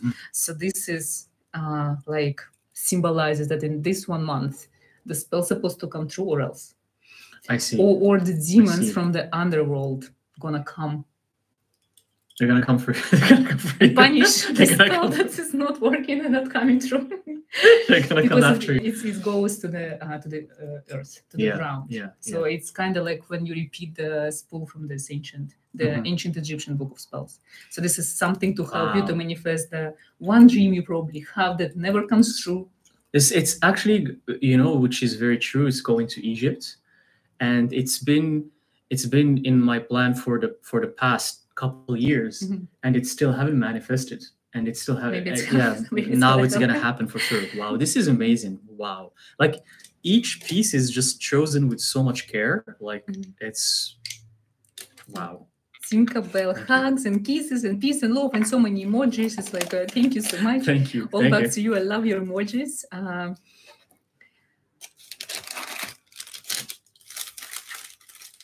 Interesting question, PR. Do you believe we have antimatter self? I don't even know what it is. I don't think I've heard anything like this. Antimatter. Can you please elaborate on that? It's a very interesting question. Infinite health. How does one escapes his destiny? Ooh, good question. How one does escape his... It's actually, I have an accent. Like I said, palms. We have one palm that represents destiny, another that represents free will. They never alike. I only maybe saw like twice when they were alike. So it means all of us have the ability to escape the destiny. the easiest way by manifesting things we want, because manifestation is actually a very rebellious act. Manifestations, and when you ask something that is not given to you by destiny, so manifest the things you want, and that's how you escape destiny. Like this, I want to elaborate on this, on what you said for destiny, because I almost got trapped in my destiny. Previously, I almost got trapped. You can get trapped in destiny, and everywhere you look around you, you're gonna find that people are telling you that's your destiny. That's who you're supposed to be. That's what you're supposed to do. People love to do that. They want to say what you're supposed to do. And then at some point you feel like you're in this jail called destiny. And then honestly, it's only the free will of breaking that jail that works. Yeah. And then if one day you don't wake up and say enough is enough, I'm gonna do what I want to do. If you don't do that, then this destiny is gonna become your forever jail. Yeah, use your free will. Use help of any deities or demons which work and escape your destiny. Yeah. This is a guardian. This is actually this Mount Nemrod that I talked about. Yeah. This is one of the statues that is there. It's so it's made of okay, this material thing you have to tell me. Polyclay, polyamor. Polyamor? So something very, very hard. And the dust from the mountain. Wow. So I actually have two more of these things brought there. So there's two more. I have you two guardians, because these lines that were actually facing the gods and deities. So those are the guardians for your spells. So the gates to the underworld, when they open, you always have guardians. And I have one deity as well there for you. So it's for your ritual, for your spell work. I love it. I love it so much. It's like everything has so much character and soul to it. And also for lions, they represent guardians. You know, it is said that in ancient Egypt, the Sphinx, actually the head of the pharaoh, that prior to that, it's just the pharaoh wanted to put his head there, but before that, there's they say that it was actually a lion. Because the head of a lion, because it was actually two of them, so they were actually guarding the entrance to the pyramids. Yeah, and among every ancient civilization I came across, like even in Göbekli Tepe, they always have two guardian. There's two lions guarding the entrance to the most interesting things. And in the Vatican City, which is Christian, believe it or not, at the entrance of I think their main building, there's also a lion sphinx, but the head is a lion. It's not the pharaoh, and they say it's from Egypt. Yeah, and it's the entrance of the Vatican building. So now you have your own. I have my own line. I love it. Lily asking, what do you think about Kabbalah? Because I know you recently been researching a lot of Kabbalah. Yeah, I've been kind of researching some Kabbalah recently. I've been kind of trying to delve into it.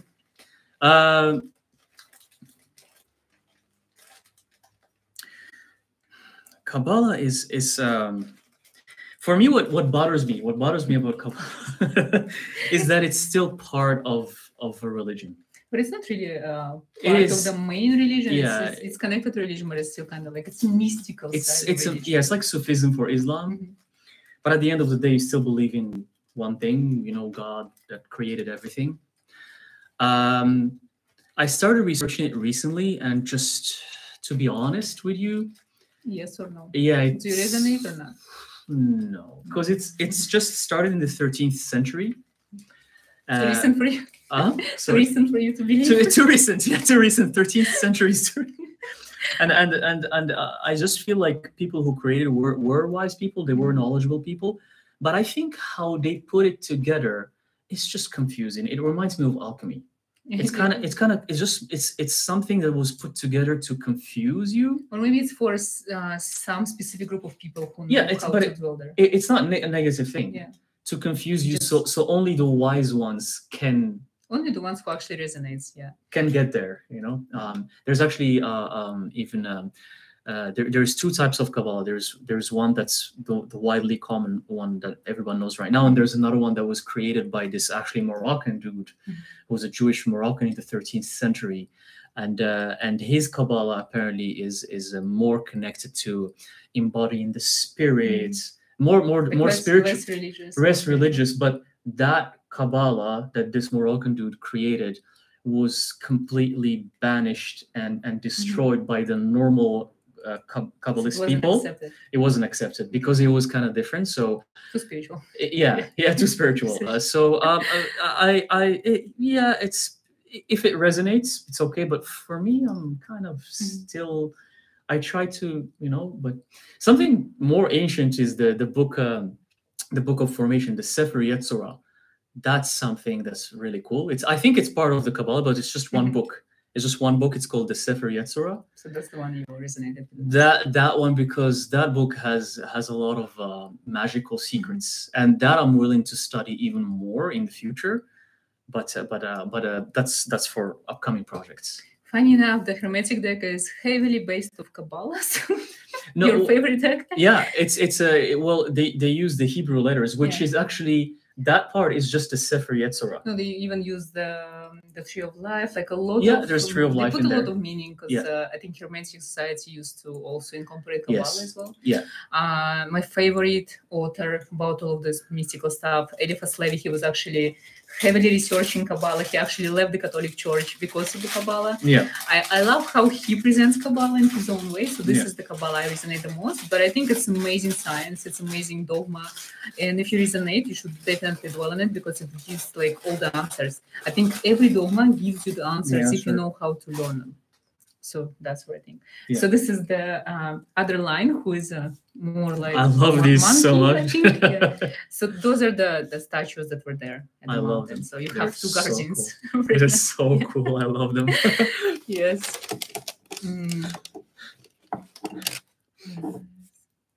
I love them. Emma and her tarot. I like the name. My favorite is wax reading, and feels so differently from what I actually do and so familiar. I feel very attracted to bones as well, but I didn't try it yet. Yeah, me too. I really love candle wax readings. They're just magnificent. And bones as well. Like, really love bones. 11-11 in Mexico. It was 11-11 in Mexico. So cool. It's an alignment. Yeah, alignment, yeah. Okay. What else is there? Who else here wants a mystery box? Yeah, me too. I also want a mystery box now. Trust me, guys, there's so much in here. I'm like, it's a never-ending unwrapping. There's so much. It's like a whole store of stuff. Infinite health. Seth, have you found your philosopher's stone yet? If I yes or no? Just simple yes or no. Just tell us. My philosopher's stone is myself. It's my body. It's who I am. Found it. I found it. Now I have to activate it. Hi from Saudi Arabia. Ru Stex. Lots of love to you all. Lots of love to you. The items are so unique and interesting. Thank you so much. And PR. Okay. So this is a chalice that made of the desert sand. Wow. Handmade. So cool. I know you practice a lot of rituals. Seth is very interesting. He doesn't use any proper tools whatsoever. He's the one who always followed the idea. And this is the chalice for you to have it during your rituals. I love it. It's not for consuming any food or drinks. This is honestly only for rituals. I love it. Made by tribe in one of the countries I visited. So it's for your rituals as well. Amazing. I love everything about it. Like, wow, it's just how do you like? I love everything here. Like, thank you. Like every single thing I love. Like, there's not a single thing that I don't. There's so much more. So hopefully, oh my god, there's a lot. There's just so much. PR Inna, I can feel your energy as a supermodel. You can roam around. Thank you so much. Made my day. MC, I really like Seth's shaman stone you gave him. Give me one, please. Unfortunately, it's actually one of a kind. The seller who I got it from, he's a professional like crystal wrapper. He even said they don't know where this rock came from. It's shamanic rock. They don't know where from, what it means. It's like literally one of a kind, and I felt so drawn to it. It kind of reminded me of Seth in a way. Weird, unusual, doesn't make sense. Magical at the same time, yeah. Unfortunately, it's only one in the world and he has it. So now you have to ask him. Namaste, Safina. Namaste, Nigel.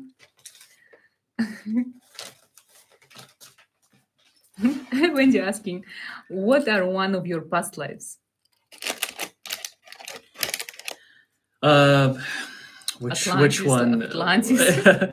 Which one should I? Well, there's. Or if you don't say Atlantis, what else is there? There's few of them. Well, there's the one in Dacha. Oh, yeah, that's an interesting one. There's also the ancient Egyptian one. I don't know which one should I elaborate on more. No, that's enough. It's already like an hour and a half. Oh, it's an hour and a half. Oh my god. Okay, all right.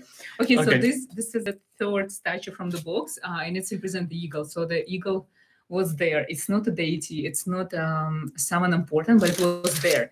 It's always fascinates me that every ancient culture we go to, they always have eagles. So when you guys see eagles, this is a sign for you, like a message from your higher self, the message from your ancestors that you're on the right path and there's something coming to you.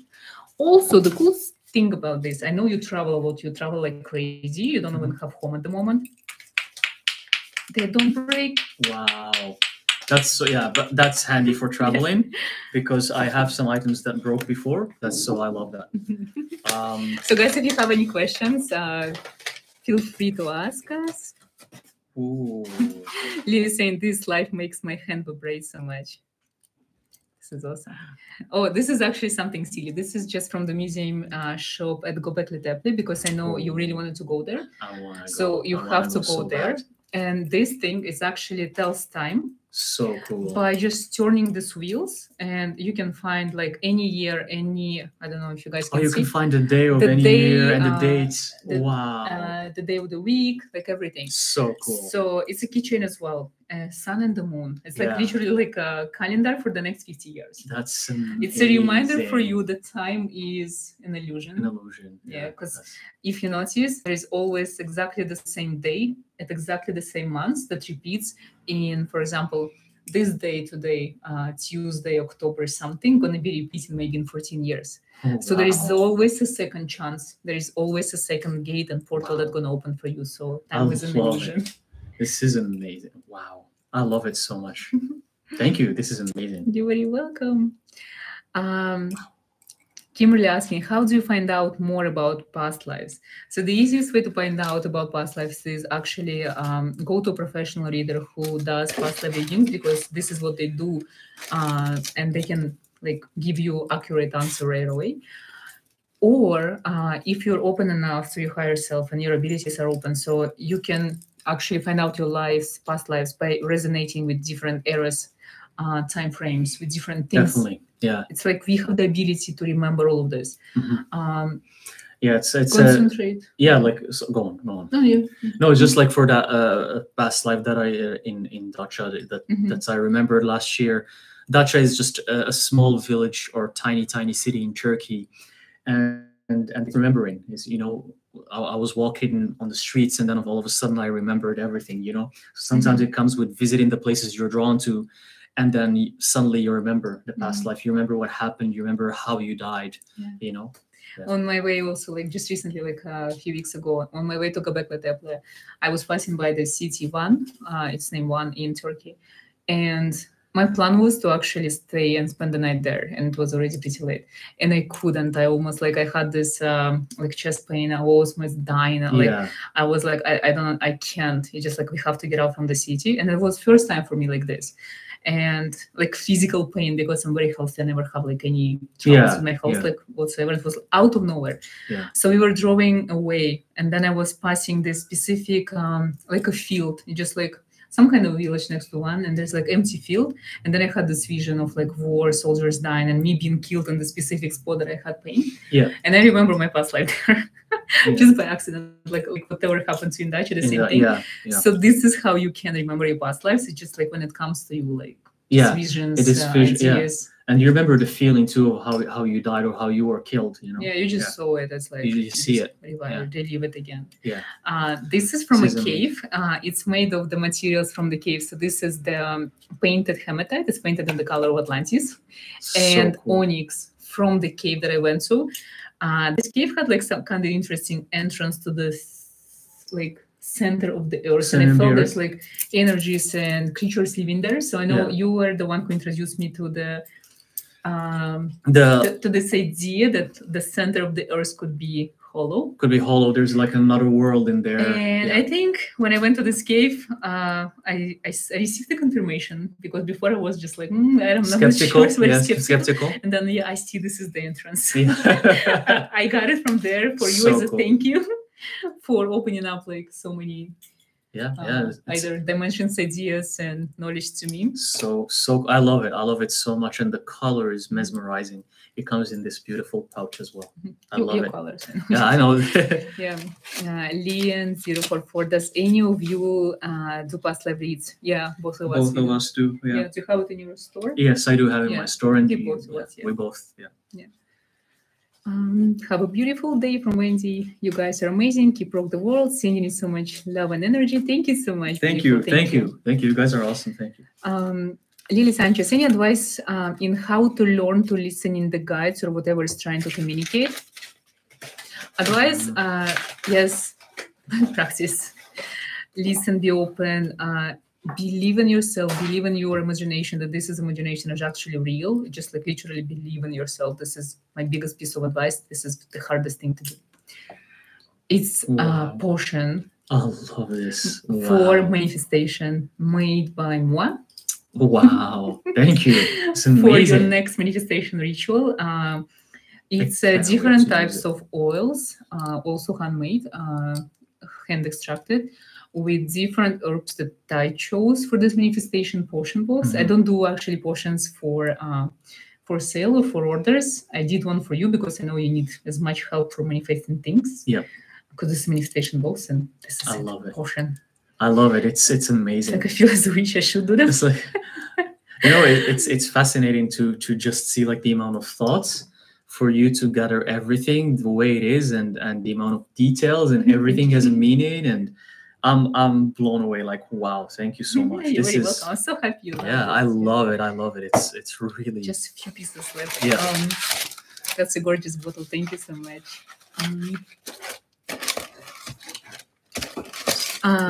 I recently started Dreams Journal, but I still don't know how to get the meaning of the symbols. Do you have any advice? Yes, whatever comes, like whenever symbols you get, do your research. You just go Google.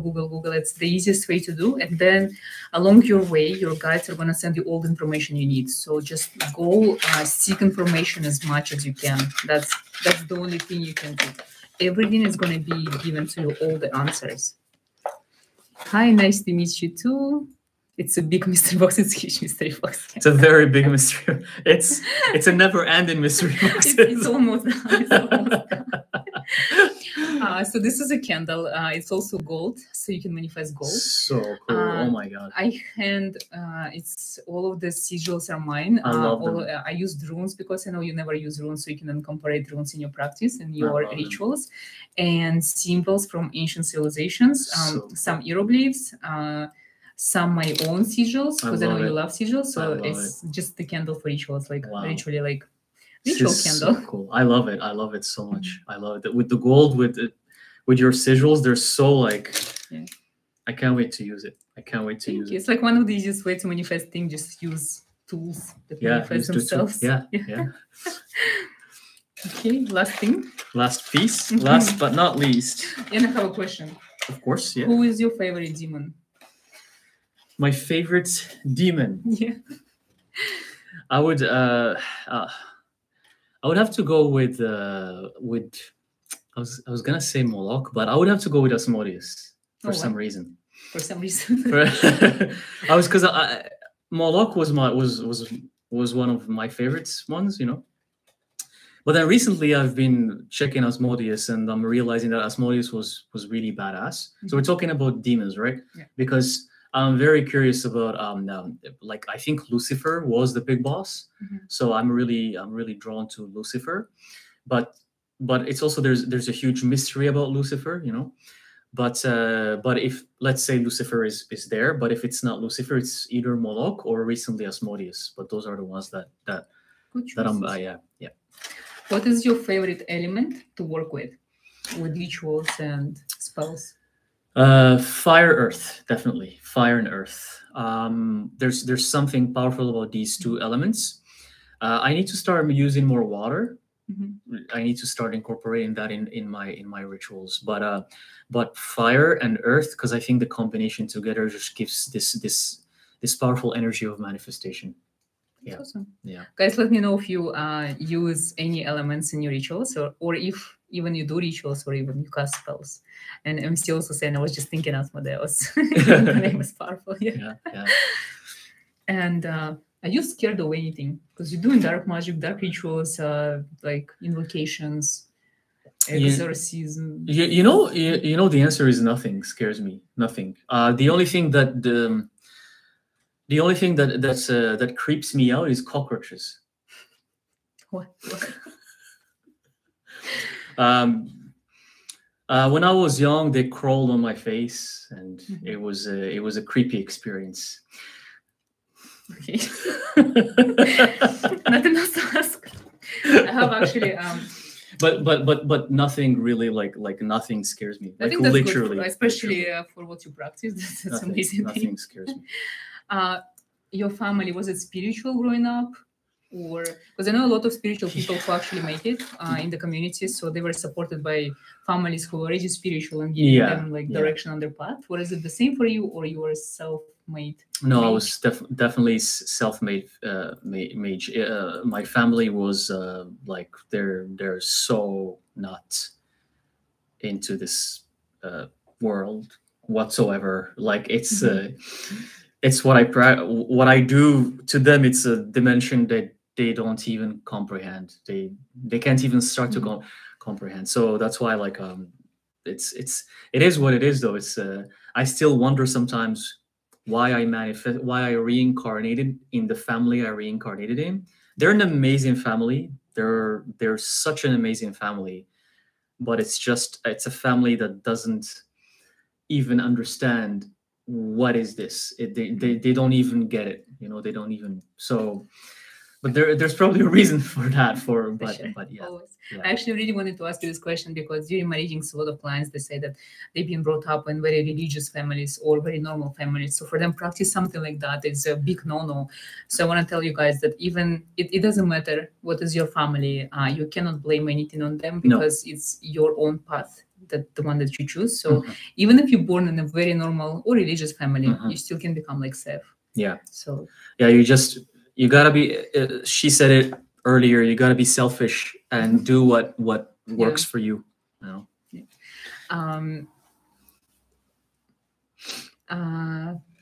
You teach witchcraft. I teach candlebox readings and I teach tarot readings. I don't really teach witchcraft, but I feel like when people get readings, I always give them guidance and give them like suggestions on how to do. This is the last piece in the box. We made it. We made it. Huge box. This is this is actually also for your ritual, made of brass and copper. So cool. Brass is for eternity. This is the material that represents eternity, and copper again, like to manifest abundance. Also handmade, one of a kind.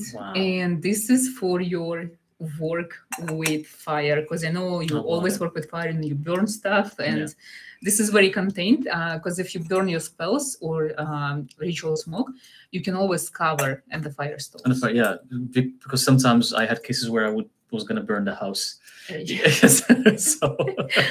and it also has this leg, so it doesn't damage any surfaces, because I know you travel like crazy. You travel for clients to perform rituals for clients, so sometimes you need to take pieces with you that actually is safe for clients as well. That's very true. You do not like burn their furniture. And one thing I love about this, it reminds me of the shape of the Holy Grail, although we don't know what it really is, but actually in the past reincarnation that we mentioned earlier that I remembered in Dacha, I died. The reason I was killed, I was suffocated there. It's almost like I was drowned. My head was put in water. Someone drowned my head in water. They suffocated me because I think I mentioned it before, because I was a scholar and I was doing a lot of research and I was looking for some relics that had to do with the Holy Grail, and I was killed for that. And it's crazy how it actually this is helping me remember that past life too, which is so interesting. I didn't even think about yeah that. yeah it's like it's so synchronistic. It's amazing. I love it. Thank you so much. I'm glad you love it. Yeah, so cool. So cool. Interesting question.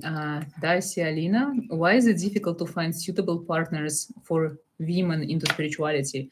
I think it's just not only for women or men. It's just like sometimes it's hard even to find yourself in spirituality, not even partners. And I think if you can find anyone, it means it's not supposed to be. Maybe you're supposed to follow like this your own path, and then the right people gonna come to you. Like, don't concentrate on finding someone. This person that you can find might not even be of help of you. Just concentrate on yourself. Like, selfish will become more dark. That's true. Find yourself first. Find out who you are, and the rest will follow. Yeah, find yourself. I have a question for you. What inspires you the most in your craft on your magical journey? Finding answers and connecting to the unseen. It's these two things: is finding answers specifically with ancient civilizations and what really happened, and then connecting to the unseen, spiritual realm. Also, going back to previous question, because there is a lot of women there, females who actually do spells, do like witchcraft, tarot readings. There is not much male practitioners.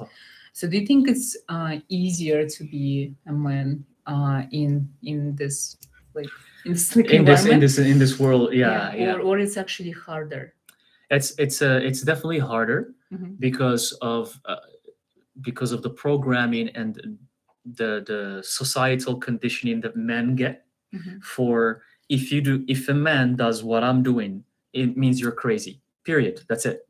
For women, you're still.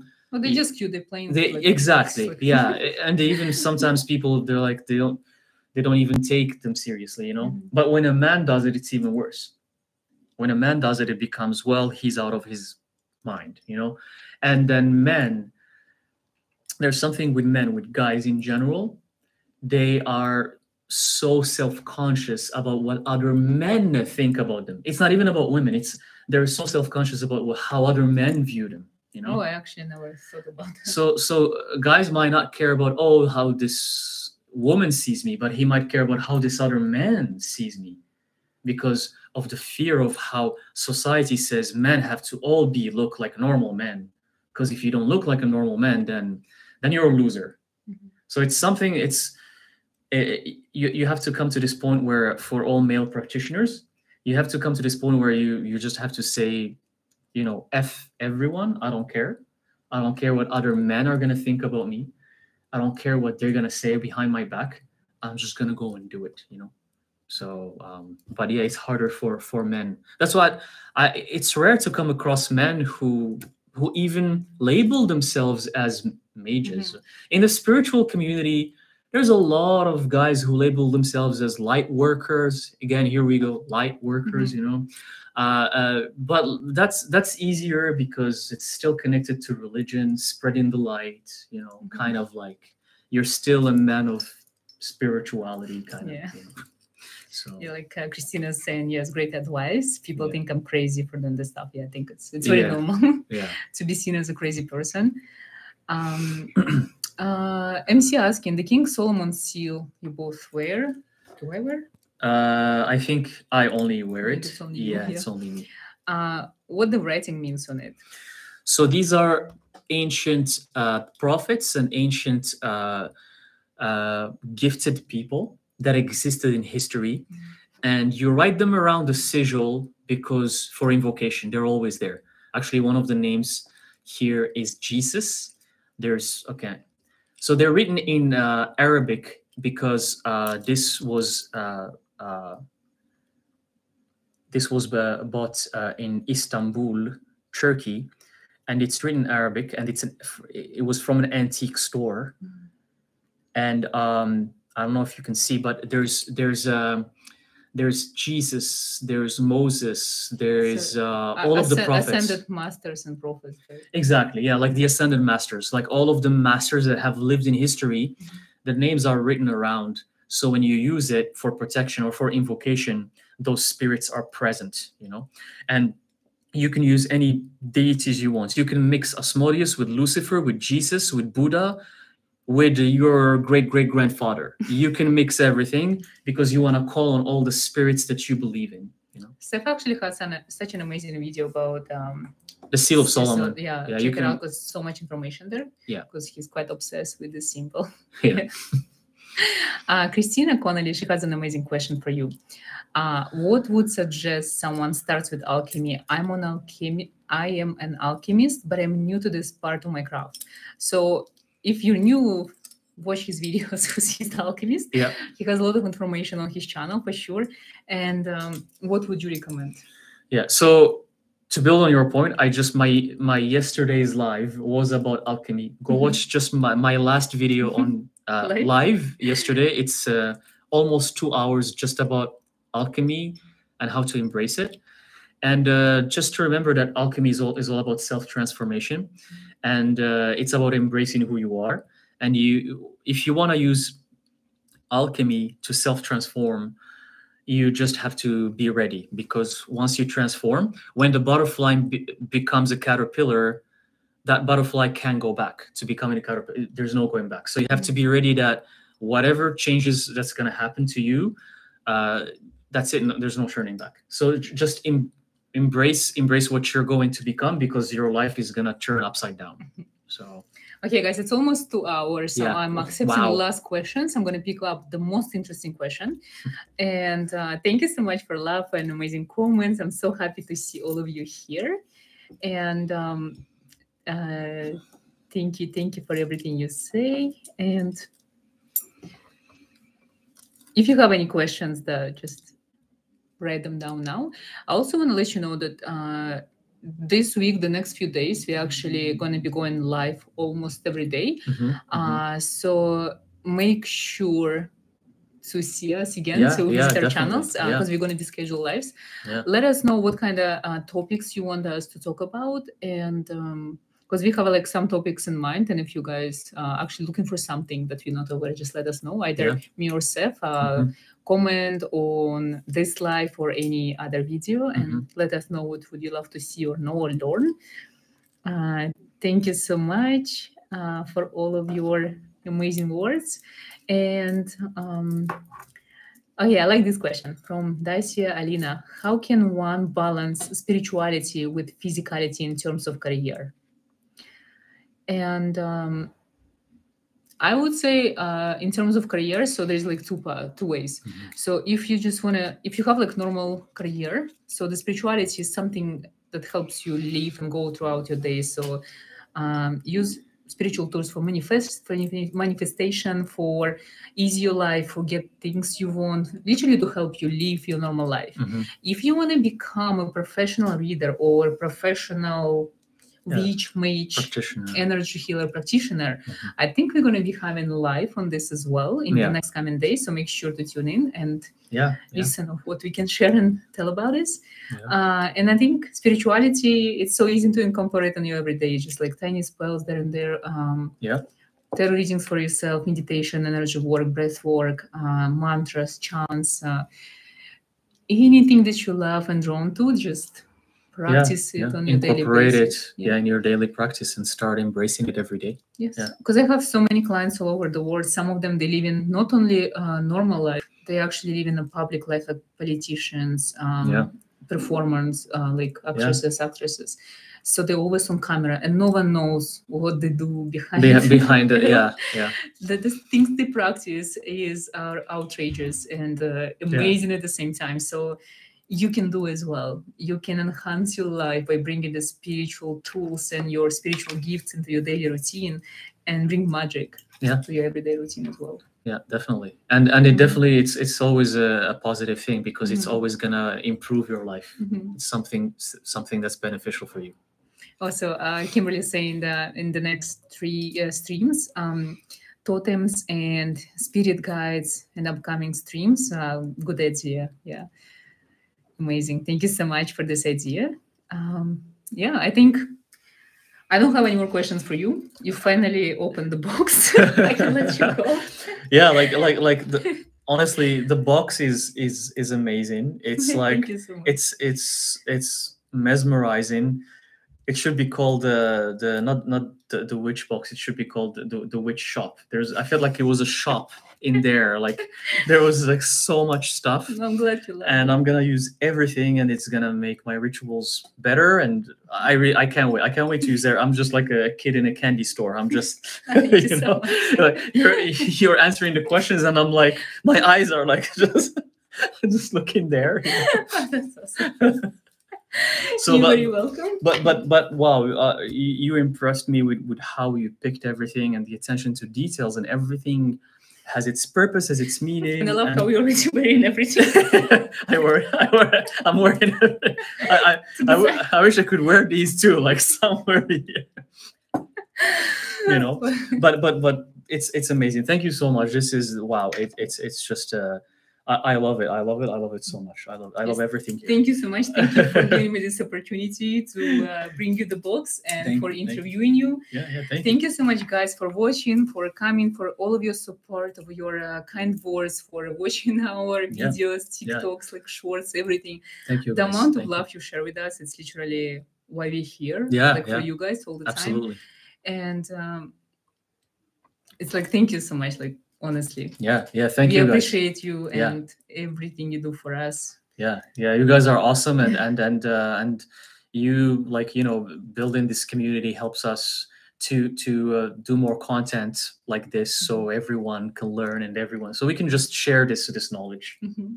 So thank you again. Have an amazing evening, day, morning, night, day, wherever you are. Thank you so much for watching.